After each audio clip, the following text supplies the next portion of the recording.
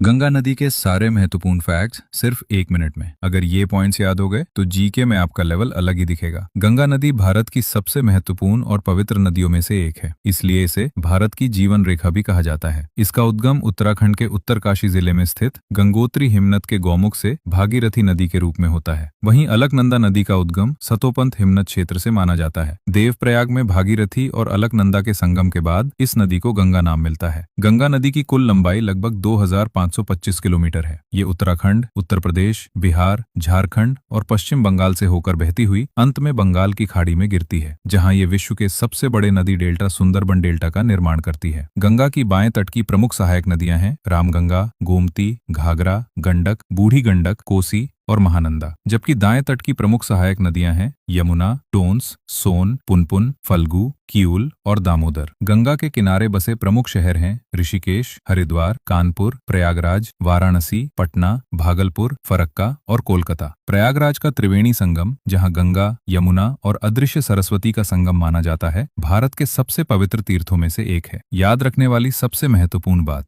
गंगा नदी केवल एक नदी नहीं बल्कि भारत की कृषि, सिंचाई, पेयजल, जल परिवहन, जैव विविधता और करोड़ों लोगों की आस्था का आधार है। यही कारण है कि इसे सही मायनों में भारत